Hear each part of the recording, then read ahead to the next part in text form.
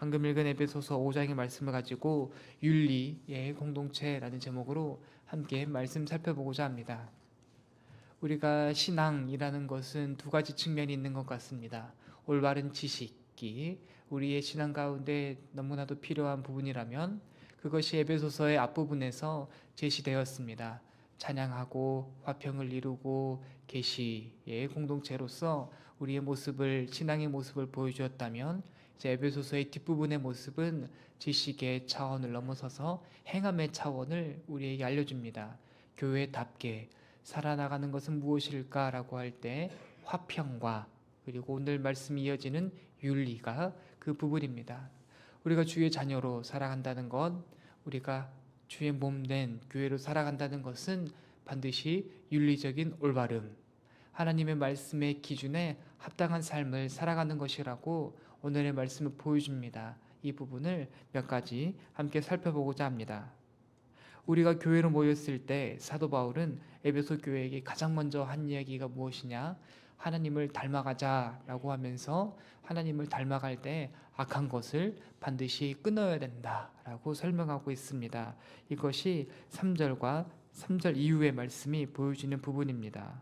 음행과 온갖 더러운 것과 탐욕은 너희 중에서 그 이름조차 부르지 말라라고 시작을 하면서 이것이 이러한 악행, 하나님 나라에 속하지 않는 그러한 일들을 행하는 사람들이 어떻게 하나님 나라의 백성이라 할 수 있겠느냐, 그들이 하나님 나라를 기업으로 받을 수 있겠느냐라고 우리에게 말씀하고 있는 것을 확인할 수 있습니다. 성도 여러분, 오늘날 죄의 문제는 우리에게 민감해야 되는 문제이요, 또 우리가 반드시 해결해야 되는 부분이기도 합니다.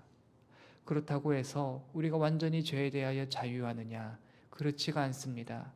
이 메시지를 전하고 있던 사도 바울조차도 이 로마서의 말씀에서 내가 여전히 두 마음을 가지고 싸우고 있노라고, 이 거듭났고 구원받은 성도 안에서도 이 죄의 문제, 이 시험의 문제가 끊임없이 일어나는 것을 우리는 잘 알고 있습니다.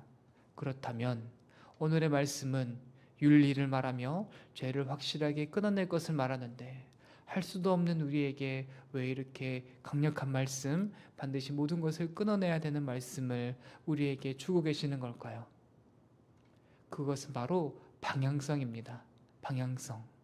궁극적으로는 우리가 주님 만날 그날에는 우리가 죄를 끊어내고 완전히 죄를 덜어내고 우리가 온전히 하나님만 바라보는 그 의롭고 선한 상태를 누릴 것이고, 그 방향성을 잃지 않고 우리의 발걸음이 일정하게 걸어가야 된다는 그러한 모습을 우리에게 보여주고 있습니다.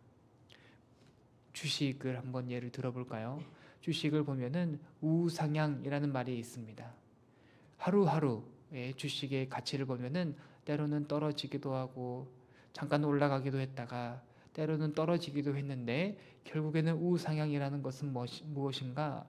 이 자기들이 원하는 만큼 이 주식이 상승해서 원하는 그 목표에 이루어가는 큰 그림을 설명할 때 우상향이라는 표현을 쓰기도 합니다.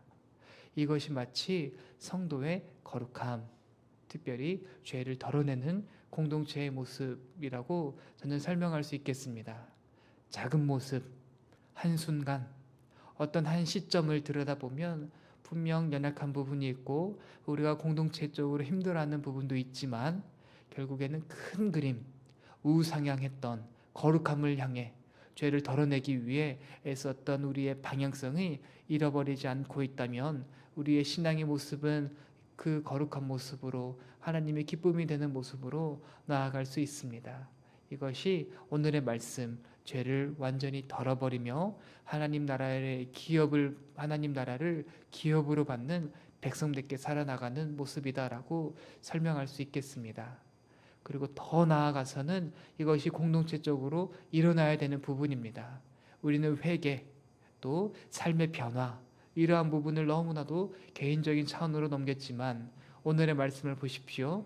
오늘의 말씀은 사도 바울이 한 개인에게 한 말씀이 아니라 에베소라는 교회에게 주신 말씀입니다. 교회라는 교회의 공동체의 본질, 가장 근본되는 속성이 무엇인가? 이 자리에 성도들이 모였을 때 함께 회개하는 자리, 함께 죄를 덜어내는 자리다라는 그러한 교회의 참된 본질을 우리에게 보여주고 있습니다. 성도 여러분, 우리의 신앙의 선배들은 그렇게 신앙생활했습니다. 1907년에 우리 평양에서 대부흥운동이 일어났습니다. 너무나도 잘 알고 있는 부분입니다. 그때 보면은 길선주, 그때 당시에 신분으로는 장로인 우리 길선주 장로가 집회의 설교자로서 강단에 서서 어떠한 메시지를 던졌느냐. 성도 여러분, 내가 바로 이스라엘 공동체에 해를 끼쳤던 아간입니다. 내가 다른 사람에게 어떠한 내 지인이 숨지면서 내 가족을 챙겨달라고 했던 그 100달러를 내가 건네받고도 아직 내가 그 가족에게 전해주지 않았습니다. 그것을 내가 여러분들에게 고백하고 이제 내일 아침이 되면 그 100달러를 다시 가족에게 돌려주겠습니다 라고 하는, 어떤 면에서 지도자로서 굉장히 꺼내기 어려운, 그리고 장로라는 신분, 그리고 그가 가지고 있던 명망이 다 깨어지지만 결국 죄의 문제를 공동체 앞에서 토로하고 완전히 그 문제에 대해서 끝내기로 마음먹었던 그 한 사람의 믿음의 고백을 하나님 얼마나 귀하게 쓰셨는지를 모릅니다. 도남제일교회 성도 여러분, 오늘날 하나님이 우리 교회를 향하여, 도남제일교회를 향하여 품으신 뜻도 다른 것이 아닌 줄 믿습니다. 죄를 덜어내는 공동체, 우리가 하나님과 함께하기에, 또 하나님의 형상으로 함께 세워주신 형제자매와 함께하기에 무엇이 거슬러지는가, 무엇이 해가 되는가를 분별하여 우리가 교회 공동체 가운데 이러한 죄를 덜어내려는 우리 모두의 방향성이 세워져야겠습니다. 이것이 우리 도남제일교회가 하나님이 원하시는 윤리의 공동체를 설 수 있는 첫 번째 길이다라고 할 수 있겠습니다. 두 번째로 넘어가겠습니다. 다음으로 넘어간다면 이 죄를 덜어내는 것으로 우리가 거룩해지느냐? 그렇지 않습니다. 하나님을 닮아가고 에베소서의 표현대로라면 빛의 자녀로 빛된 삶을 살아가는 것이 우리 도남제일교회 윤리의 모습 되어야겠습니다. 그래서 에베소서 5장의 말씀은 그 앞부분에서 악함을 쭉 얘기를 하고, 이제 8절의 말씀에는 이제는 너희가 전에는 어둠이더니 주 안에서 빛이 되었노라, 빛의 자녀처럼 행하라 라고 표현하고 있습니다. 그러면서 뒷부분으로 넘어가서는 빛의 자녀가 되는 것은 어떠한 것일까 라고 구체적인 설명도 이어지는데, 대표적인 설명은 세월이 악하다, 지혜를 추구하라, 술 취하지 말고 성령의 충만함을 받으라 라는 것이 빛의 자녀로서 연결되는 성도들의 모습으로 표현됩니다. 성도 여러분, 우리가 세월이 악하니, 우리가 살아가는 시대가 악하니 우리의 시선과 우리의 마음의 바람과 우리의 소원은 그리스도를 바라보는 것이 우리 도남제일교회 공동체의 목표가 되어야겠습니다. 우리 교회가 어떻게 하나님의 자녀답게, 하나님이 원하시는 공동체답게 살아갈 수 있겠느냐 물을 때, 세상이 아니라 하나님을 닮은 공동체 되어야겠습니다. 그리고 또한 지혜를 추구했습니다. 지혜, 무엇이 옳고 무엇이 그른지를 판단할 수 있는 지혜가 우리 공동체 가운데 필요합니다. 파도가 치더라도 그 파도에 휩쓸리지 아니하고 파도를 맞설 수 있는 그러한 지혜, 때로는 우리가 이때는 이렇게 넘어가야 된다, 아니면 이때는 우리가 반드시 끊고 가야 된다, 아니면 이때는 우리가 반드시 결단하고 가야 된다 라는 그런 세심한 한순간 한순간을 분별할 수 있는 지혜를 달라고, 이것이 교회 가운데 꼭 필요하다고 말하는 사도 바울의 메시지를 우리가 읽을 수 있습니다. 그리고 또한 세 번째로는 성령의 충만함이었습니다. 우리의 올바름은 우리가 찾아낼 수 있는 것도 아니요, 우리가 연구할 수 있는 것도 아니요, 또 우리가 만들어낼 수 있는 것도 아니고 오직 성령의 충만함으로 내 안에 충만하신 그리스도가 내 삶을 변하게 하시듯, 우리 교회에 충만하게 임하신 이 성령 하나님께서 우리 교회를 충만하게 바꾸어 가실 것을 사도 바울은 기대하고 있습니다. 성도 여러분, 교회를 위하여 성령의 충만함을, 그리스도의 다스림을 받는 교회가 되기를 꼭 기도해 주시기 바랍니다. 신앙생활 가운데 우리가 아쉬운 모습, 안타까운 모습, 불편한 모습, 이거는 아니라고 여겨지는 모습이 있거든. 그 모습들을 위하여 기도해 주십시오.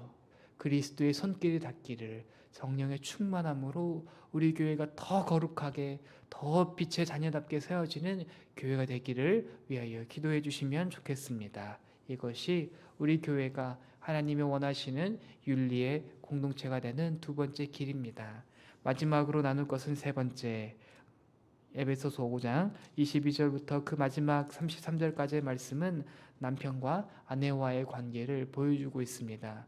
이 부분을 통하여서 하나님이 하시고자 하는 말씀은 일상생활의 가장 작은 모습, 가장 작은 순간, 너무나도 당연하게 여기는 것조차도 하나님의 말씀으로 다시 가다듬기를 원하고 있습니다. 가정이 교회에 비해서 작기는 하고, 또 교회는 내가 어떤 면에서 굉장히 노력해야 되는 부분이 있지만 가정은 이미 가정이 되었기에 어떤 면에서 느슨해질 수 있는, 그리고 그 당시 문화에서는 남편과 아내와의 관계가 굉장히 일방적이었던 것을 우리가 고려해 본다면, 사도 바울이 윤리적인 모습, 참 교회된 모습을 말하며 남편과 아내를 동등한 위치에서 설명하고 있는 것은 시사하는 바가 크다라고 느껴집니다. 성도 여러분, 오늘날 우리가 남편과 아내의 말씀을 읽지만 결국 그 부분이 우리에게 말하고 있는 바는 가장 너의 삶의 작은 부분조차도, 당연하게 여기는 부분조차도 하나님의 말씀이 닿으면 바뀔 수 있겠느냐, 그것을 바꾸자고 하시는, 그 부분을 세우자고 하시는 하나님의 말씀에 순종할 수 있겠느냐라고 하나님이 묻고 계십니다.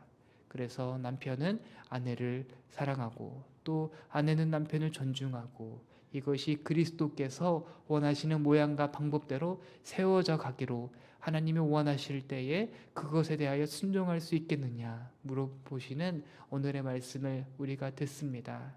우리 도남제일교회 성도 여러분, 윤리의 공동체 되기 위하여 우리의 삶의 가장 작은 부분들부터 바꿔줘야 됩니다.